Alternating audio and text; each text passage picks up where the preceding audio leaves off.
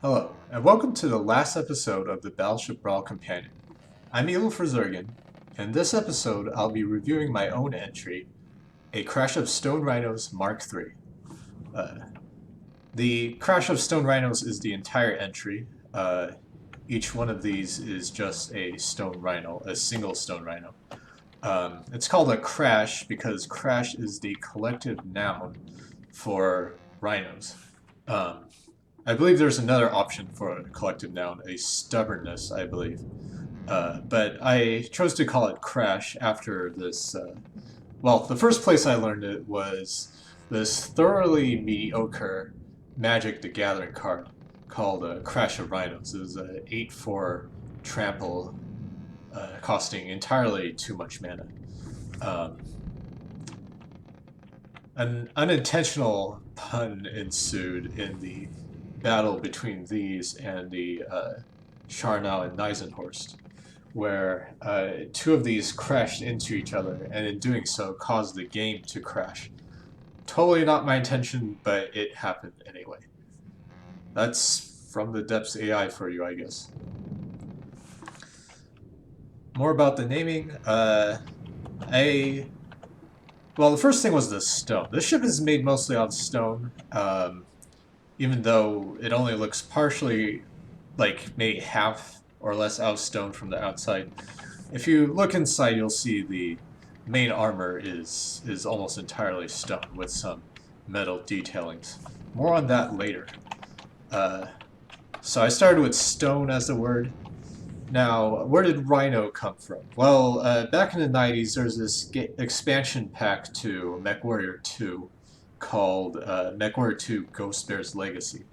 And the best pronounced mech in the game, like, when you were choosing your mech in the mech lab, the game would pronounce the name of each mech as you went over it. And the Stone Rhino was the best pronounced mech of all of those. So that's why I call this the Stone Rhino. Um, Apart from being long ranged, it doesn't really actually resemble its battle mech namesake much, though. The battle mech is slow, though it can jump, but both attributes are not like this ship here. Also, the battle mech is not literally made out of stone. Let's see. Aesthetics. I did not put much thought into aesthetics. I mean, if I could have gotten better performance or significantly better performance out of making an uglier ship, I probably would have done so. Um, I did. I did refrain from using the slope adjacency exploit. Uh, Let me remind you what I'm talking about here. So only the block only the blocks adjacent to the root of a slope are counted when determining how much drag it gives. So if I build something like this, then all of these will get the full drag benefit from being sloped. Even though these three blocks are blocked from above, this one isn't, and that's the only one that matters. Um, Now,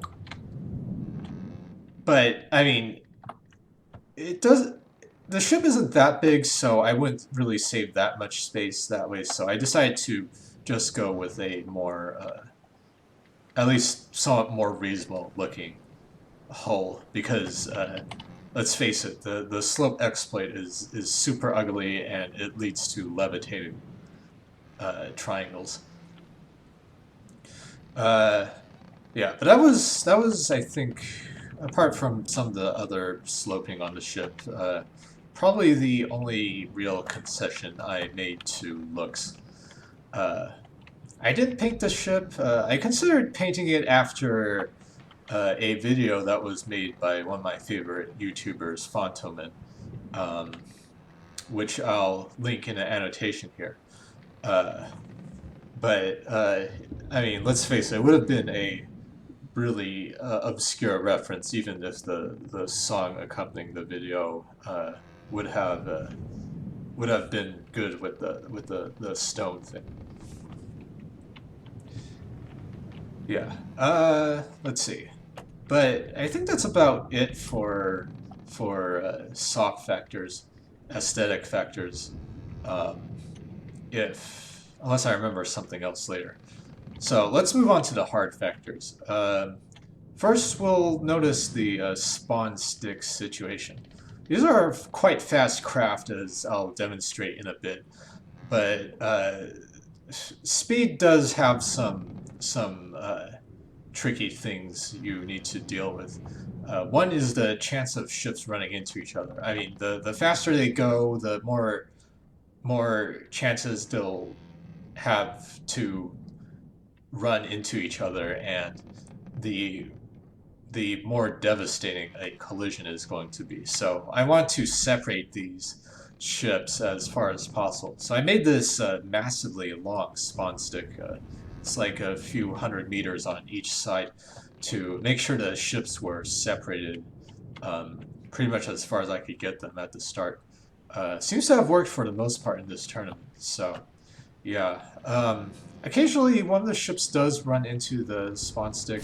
The spawn stick is pretty fragile, so it won't do too much damage to the ship, but um, I mean, obviously something to avoid doing too much of if possible. All three ships are identical, so I'll just look at one of them from now on. Alright,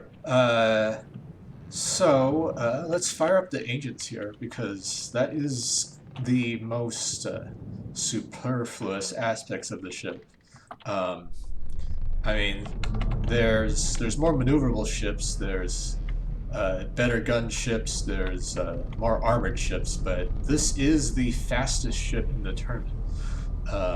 See, the straight line speed is, well, it kind of fluctuates depending on the ship's pitch and the current water freeboard level, but should I turn the AIs off? Yes, I did.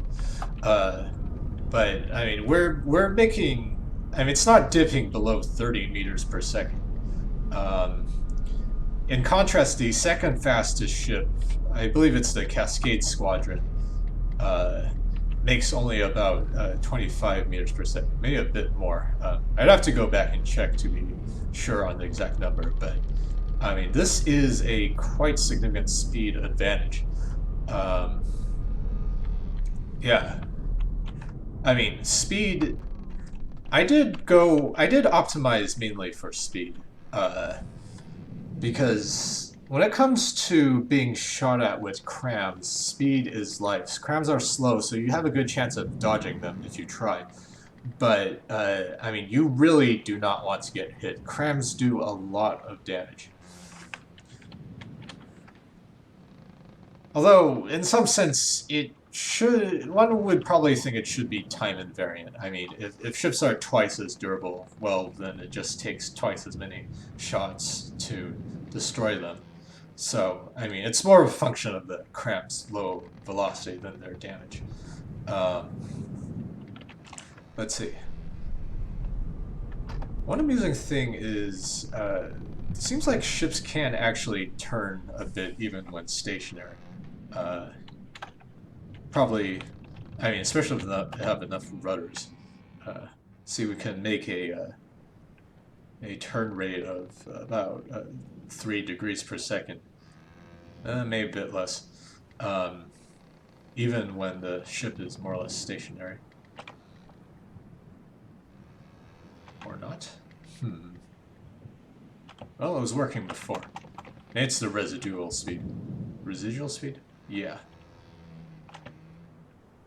Well, I don't know. Maybe sometimes it works and sometimes it doesn't. I think maybe the bobbing is causing some velocity that's being factored into the rudders. Anyways, let's see. So if we make it turn at full speed, the initial yaw rate is over like 10 degrees per second, but after a while, the yaw rate drops to about 7 or 8 degrees. That's because turning does cause this ship to pitch up a bit, which lifts the forward rudders, which are hidden inside the hull, out of the water. So that's going to reduce its yaw rate. On the other hand, it does increase the speed. Um, when we are pitched up, like uh, we make like maybe 33 meters per second on average when not turning. When we are turning, we're making it closer to 37 or 38. Uh, but I mean, either of which, I mean, even the lower speed, 33 meters per second, that's close to that's about 65 knots, which I believe is faster than any real-world armed ship. Um, Even the skilled corvettes of, was it Sweden or Norway, um, are not as fast as that. How do I accomplish this speed? Well, the forward faces are pretty much all sloped. I missed one air face here, but that's not going to make much difference. But they're all sloped.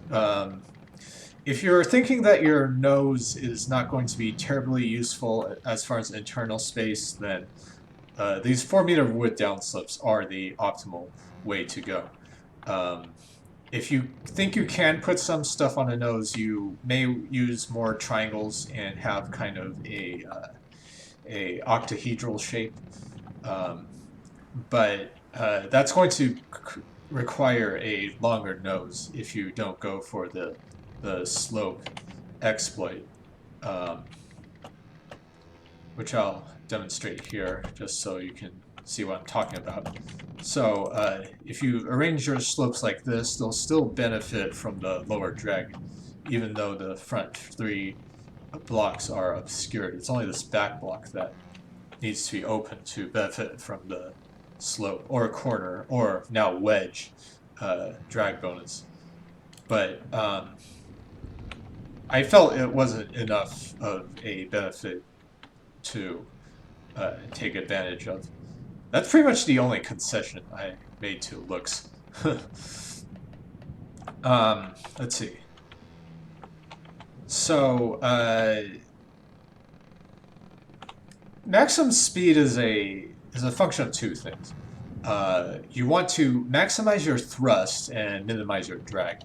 Drag you minimize by, well, I mean, by using slopes on the front, first of all. The other thing is lowering length drag. You want kind of a... So the top face of a ship is going to be in air, so it's not going to be suffering much drag as long as you're more or less keeping the top of your ship out of water.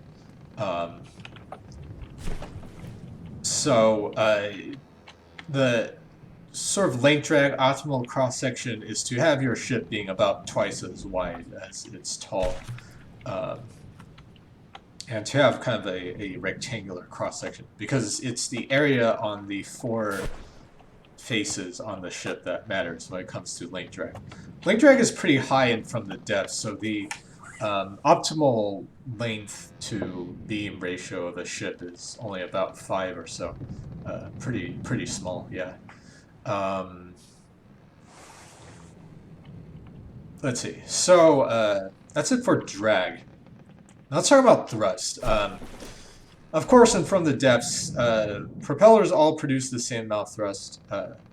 Well, I mean, large propellers all produce the same amount of thrust as each other, so the only way to get more thrust is to spam more propellers.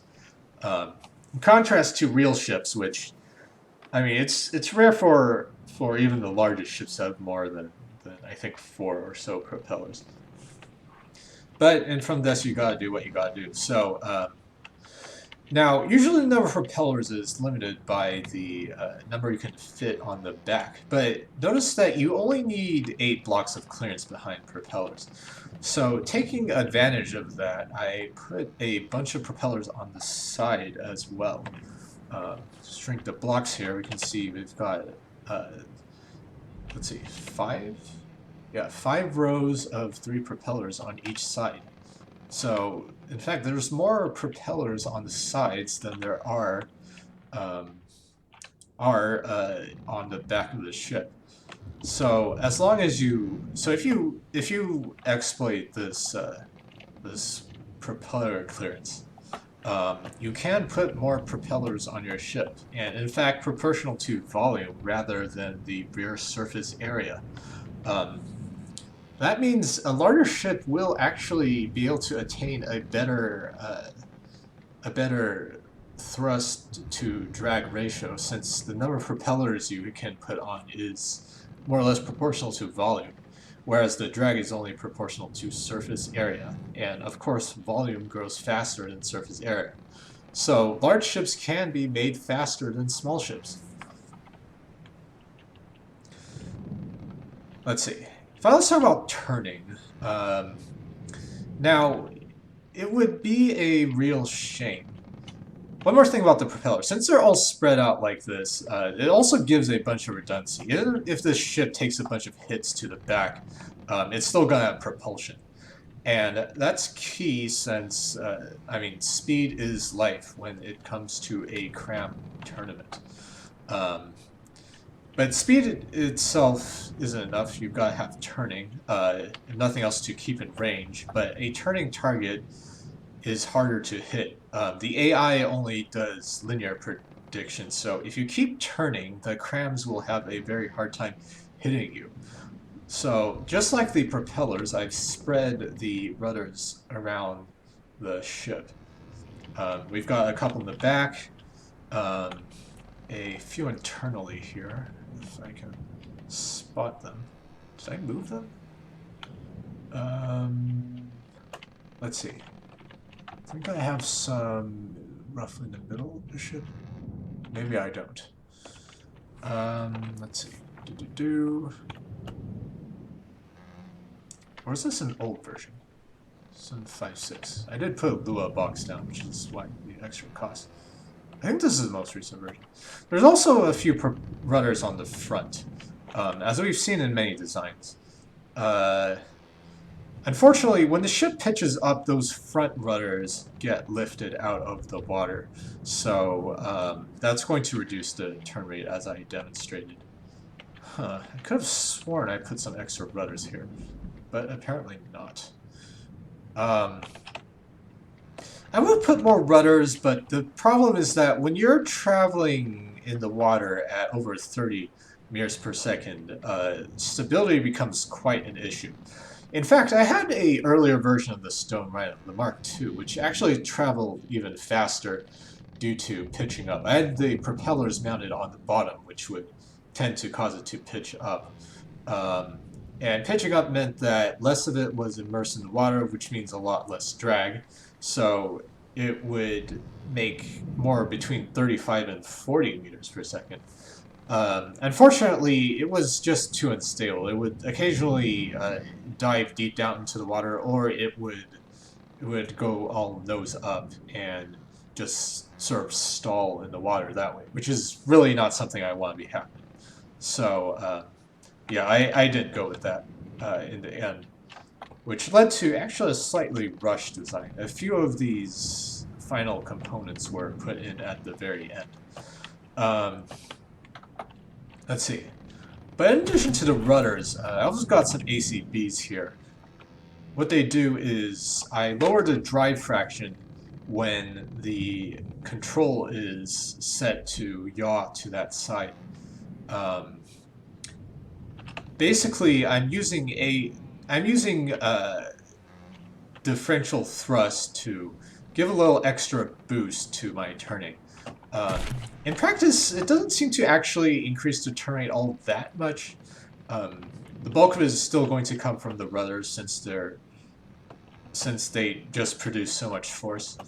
The main purpose is to allow the ship to turn in either direction, even if it takes a bunch of hits on one side. In retrospect, I probably could have been more aggressive.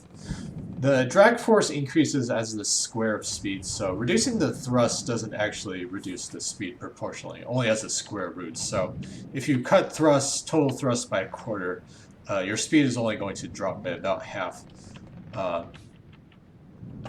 These propellers are, on average, a bit lower than the center of mass. Not as badly as the Mark II. So it does produce a bit of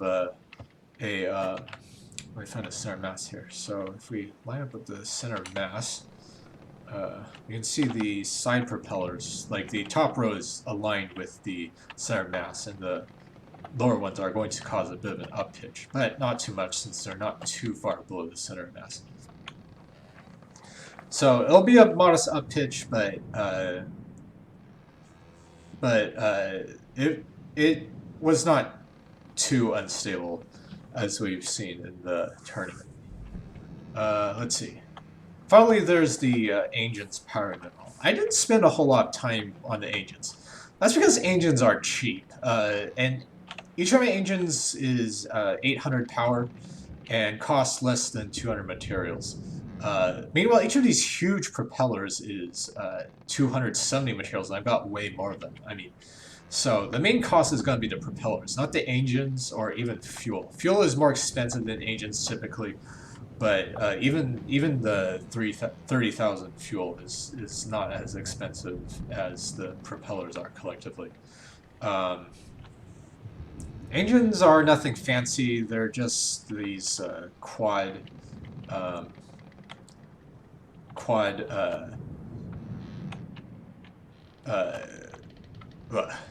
totally tongue-tied here. Quad cylinder with three turbochargers connected to each one. I mean, they're not even piped. One of them seems to have gone away. Somehow, I remember putting stuff on this row. Somehow they seem to have disappeared. Not sure what's up with that. I mean, maybe the blueprint saving got borked somehow? No idea. Anyways, yeah, I mean, they're not even piped. I didn't spend too much time on them since, again, they're so cheap.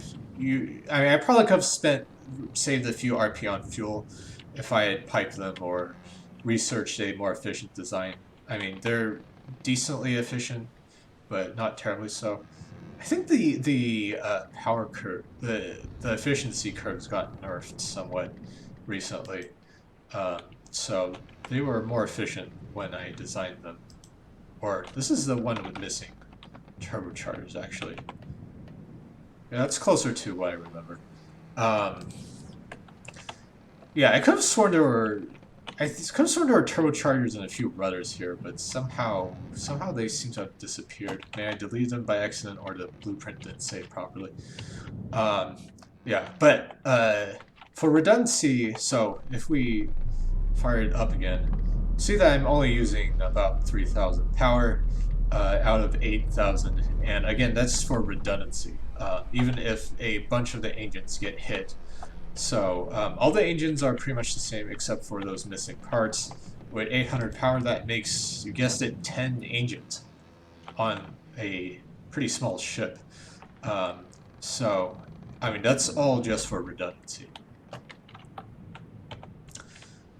Alright, so that was a lot about speed, because, I mean, that's the main feature of this ship. Next, let's talk about armor. Most of it is made of stone, as I stated earlier, and the stone blocks are pointing outwards. The reason I did this was because they're pointing outwards, the stone blocks are going to get the maximum stacking bonus for their entire lifetime. If you have the blocks going like along the sides, strake-like, as is traditional. As you destroy each layer, the armor bonus is going to get lower and lower. Whereas if you put them like end on like this, the armor bonus is going to be retained until the entire block is destroyed. So, let me get a drink of water here. So this will make it more resistant to explosions, which is basically, I mean, that's what I expect to be the main threat in a cramped tournament. Now, it may possibly be more vulnerable to kinetics because a kinetic shell only has to deplete the hit points of one block if it goes straight, if it's going straight from one side. Whereas with the, if I had aligned them this way, then it would have to go through 4 blocks. I decided that to optimize against explosives since I mean that's where most of the damage is coming from. And besides, even with the blocks aligned this way, you're probably not going to stop a large kinetic cram anyways. Uh, there are no air pumps on this ship. Um, the the engines on the side are open from the bottom because you need a non airtight compartment for these to function. Propellers, I mean. Same thing for the rudders, internal rudders. Um, let's see. But so there are no air pumps. Um, flotation is. I use no heavy armor either. Uh, it's all wood, stone, and metal for the armor. I use wood for flotation instead of air pumps. So that's where this a lot of this siding comes from. Uh, I guess this is kind of a concession to aesthetics a bit. I put wood around the propellers so you're not seeing the propellers from the side. It does act a bit as a kind of impromptu spaced armor, but it's not really something I counted on to really block much in the way of damage. Uh, the spacing 3 meters is not going to do too much to lower damage, but I mean it might do a bit. So may not its main purpose, but just a little bonus. I put the ammo on the bottom. Ammo is not very that essential for crams since they use so few of it, so I decided it wasn't worth having an armored magazine. I just put them on the bottom out of the way where if they get hit, their explosion isn't going to damage anything critical. Lots of repair bots. With such dodging, I figured my ship was going to be one of the few that actually could survive long enough to take advantage of repair bots, so I put a pretty healthy number on them I think something like 35-ish of them. Let's see. AIs are redundant. I put 3 of them on each ship. I think perhaps I should have armored them a bit better. The Archer Mark II did manage to take out all 3 AIs with a lucky volley. So maybe a bit more armor would have prevented that, but like maybe I should have put some more stone on top here. But that's not a. I mean, ultimately it was a freak occurrence and didn't really affect the outcome of the tournament. Let's see. I did put metal in some bits. To be honest, a lot of these repair bots in the metal were kind of last minute things. I switched from the Mark II to the Mark III pretty late, and I had a few thousand materials per ship left over, so I decided to put some metal on. Replace some of the stone with metal. They weigh the same, so it's a risk-free improvement to the ship. In retrospect, I probably would have done something else instead. Maybe had, say, maybe 5 slightly smaller guns instead of 4 guns or something else. Because, I mean, eventually your barrels are going to get hit, and when that happens, all the hull armor in the world is not going to save your guns. So, there's no purpose in super armoring your hull. Let's see. So, with that, let's turn to the guns themselves. We've got 4 guns. The internal layout is nothing super special. I have an offboard local weapon control. Some people put the weapon controller on the cannon itself, which I might consider next time. Without amp in play, there's much less risk to doing so. Like if your turret gets hit by an amp, it won't be an automatic disable. If you put it off board, but since there's no amp, that's not a risk to putting it on your turret. I've got a pretty standard X-shaped explosive setup in the center. Um, as Zykel showed us, it's possible to do better, but this is, this is a pretty, it's a pretty easy and foolproof way of getting a pretty efficient turret. I did put frags on. After seeing Better Chap's design, it might be something to consider for the future. But for this one, I optimized for pure explosive damage with a bit of hardening to do the pen depth thing. Let's see. Large caliber crams are... I chose a large caliber for a few reasons. We've seen small caliber crams do great work in this tournament against most ships, but they do suffer from a few disadvantages. One is their lower muzzle velocity. Another is that because they're smaller, you need more of them to have the same firepower, which means more barrels. Either you're going to have also need to have more turrets, which will make it hard to have good firing arcs, or you're going to have to put multiple of them on the same turret, which is going to make them more vulnerable. Finally, large crams do more DPS per cost. So, because of that, I went with the large crams. Let's see, what else about these crams? The barrels are pretty long, 25 meters, I believe. I started with an elevation barrel, but you don't really need that much elevation, so I ended up not using them. That gives a wider azimuth arc.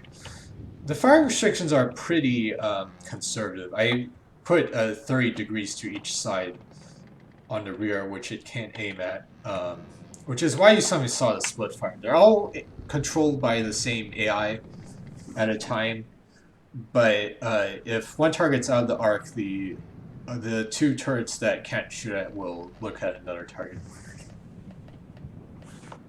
Fusing wise, I used a inertial fuse at 0 degrees. If I could do it because I chose 0 degrees because I figured it was better to have the shells explode on a skim than not. I figured that sometimes a ship would sink just a bit below the water, and if one of my shells landed on top of that, I wanted them to explode instead of ricochet off the water. Which I thought was likely to be better than having, like, if a shell falls short and it ricochets off, it skims off the water, if the airship is tall enough, it might hit the ship, but it seems more likely it'll just fly harmlessly overhead. So I went with a 0 degree. If I could do it again, I might choose a small angle so that maybe if the angle is small enough, the chance of it flying over the enemy ship is small enough that it's worth it to allow it to skim. But I don't know. It's a tough call. A lot of this fusing stuff is. Apart from that, I have a time from first impact fuse that just guarantees that any hit will cause it to detonate. In contrast to the penetration depth, which actually requires it to pass through the specified amount of material. Blank space doesn't count for penetration depth.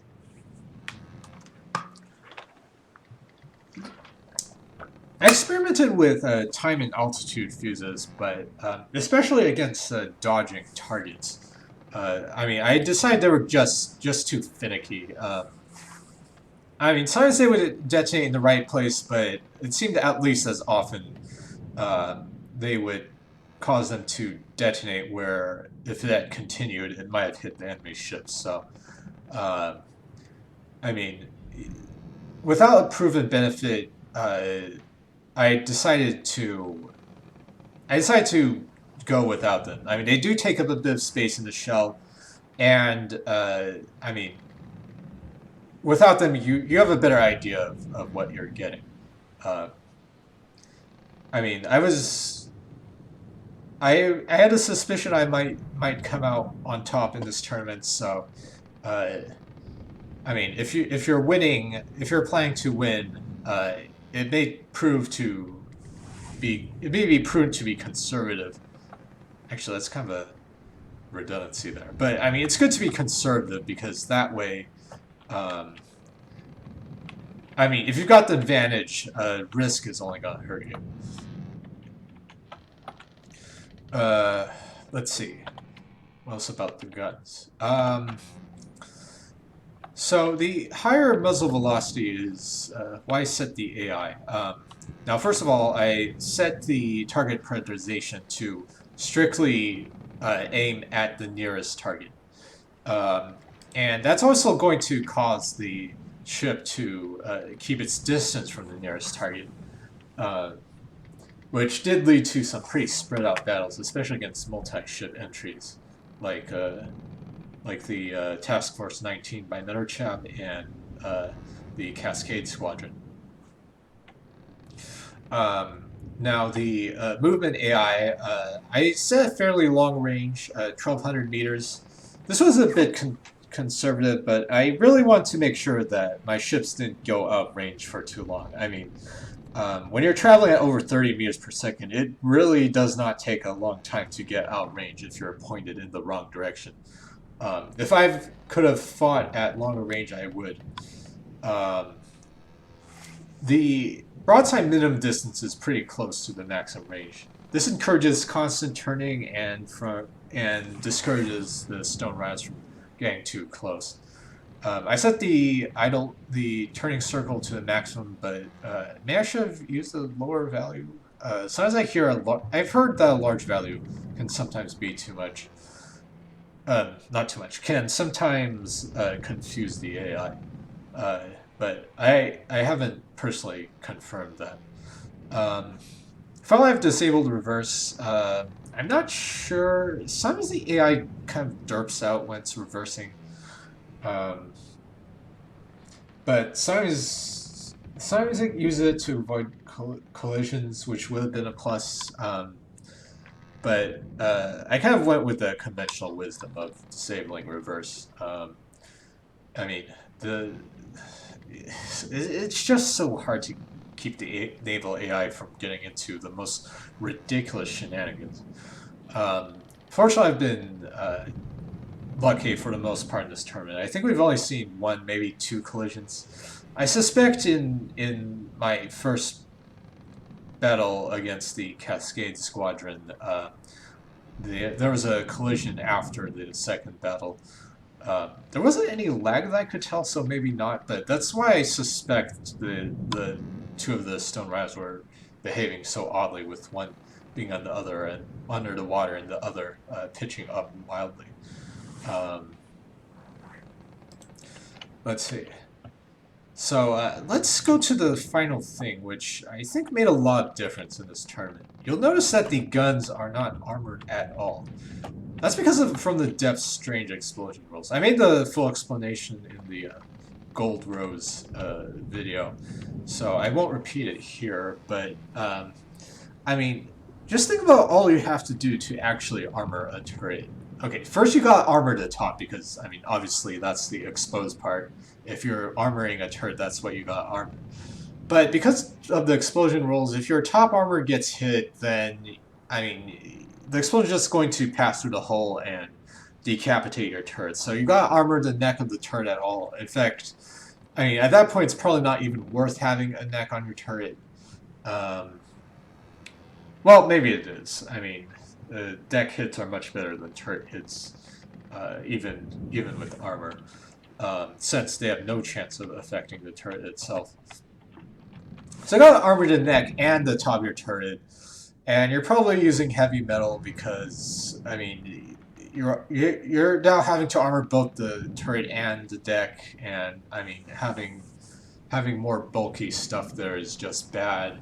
But that's going to also decrease your turret turn rate, and I mean, even after all this trouble, you know, you've still got the barrel sticking out, and if you take a hit on the barrel, the explosion's going to wreck the barrel anyways, and I mean, basically you did all that for next to nothing.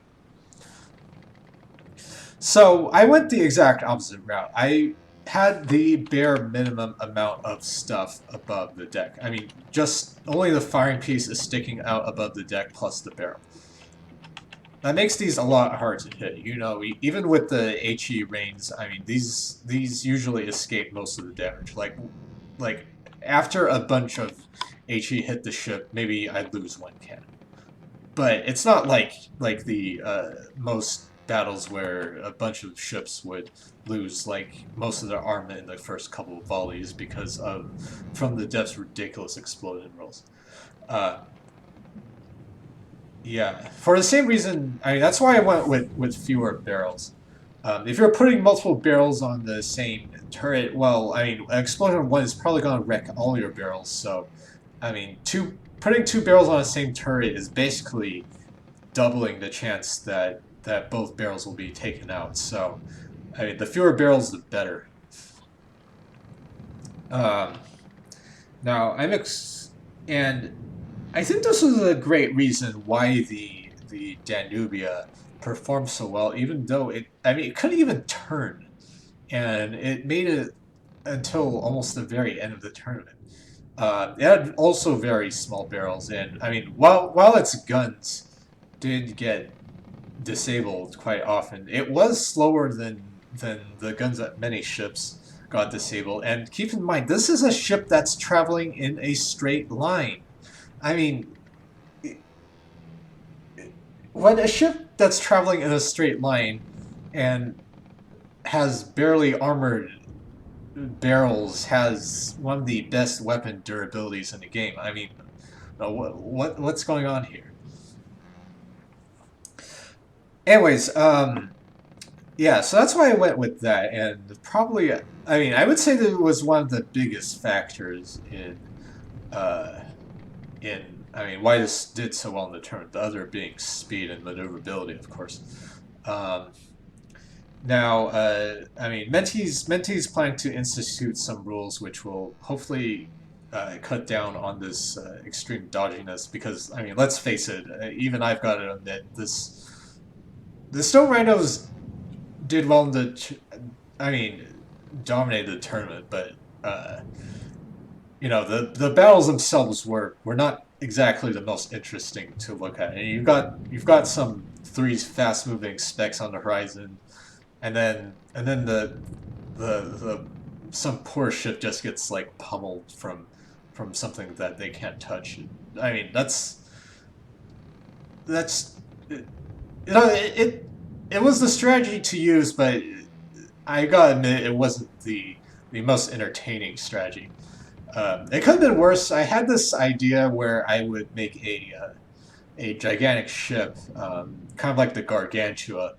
I called it the Paper Tiger, and it would simply, since the non-aimpoint AI will target a random block, since it would be so big, most of the shells would just hit nothing of consequence. But I decided against it since it costs ridiculous lag. Especially when they would collide, which it would inevitably do. I mean, that was it was just bad all around. So I nixed that idea. Um, but yeah, I mean, cutting down on dodging a bit. I mean, I totally support that. Uh, Also, one ship only, which will hopefully at least make it easier to hit and hopefully make a better viewing experience because I mean, especially these last few battles with the other fast multi-ship entries. I mean, it's just been it's a mess. It's chaos. And I mean, while chaos can be entertaining, I mean, if you're spread out over like 5 kilometers or something, we may want to rethink that. Finally, I think I have some ideas for a better explosion algorithm, which I'm going to propose to Nick. Hopefully, I can get this finalized soon. That will hopefully make turret explosions behave more like people intuitively expect. Um, and hopefully the ridiculously fragile barrels will be solved also. And those two are solved. Maybe we can see some actual armored multi-gun turrets, which, but I mean, it I don't think anyone watching this is going to disagree that it looks way better than this like ridiculous like firing piece sticking out of the hull and nothing else. I mean, yeah. Oh yeah, one last thing. I forgot a bit about the classification. I call this a fast monitor. This ship doesn't really fit any of the standard real-world classifications. Um, I mean, partly because the game rules result in such strange shenanigans like this. I mean, this um, low freeboard, which, as before I've talked about, will tend to cause the enemy to aim below the surface. Although this ship is more about dodging than this low freeboard thing. Um, and also, a lot of real-world classifications were a artifact of the Washington London naval treaties, restricting gun calibers and ship tonnages and all that. Um, but yeah, I mean, a monitor. Most famously in the Civil War, there were the first two monitors, the USS Monitor, which gave the type its name, and which was the Union side, and the I forget whether Merrimack was who called it the Merrimack and who called it the I think the Virginia was the other name for it. Um, this definitely more resembles the Monitor with its low freeboard and relatively flat deck. Um, but as far as ship types go, they were both called monitors or um, yeah. So and monitor, I mean, it was the monitors were early metal armored ships. I mean, this was at the tail end of the era of wooden sailing ships, and when steam and iron were starting to become the thing. Um, and due to their armor, they were able to repel shots for a for some decades. The like armor actually had kind of an advantage over um, weaponry. Kind of unlike what we saw in this tournament. But I mean, eventually there were larger and larger monitors, and the term came to describe these kind of often, well, I mean, characteristics that monitors share with this ship are this low freeboard, somewhat poor stability. Monitors were made for having big guns and heavy armor over speed, stability, seakeeping. Um, similarly, like later monitors were used in World War I, World War II. Their main thing was having big guns, often single turrets. Like you had probably the most ridiculous example was the Courageous class. They were slated to have 18-inch guns on what was basically a light cruiser. Eventually, they were converted to aircraft carriers after they figured out that having an 18-inch gun on such a small ship was, I mean, it was just like structurally not a very sound idea. Um, but I mean, with the monitors this ship shares this big gun, small size, heavy armor, questionable uh, sea keeping abilities. All of the speed is something that's opposite. I mean, monitors were very slow ships, mostly used for shore bombardment and the like. Uh,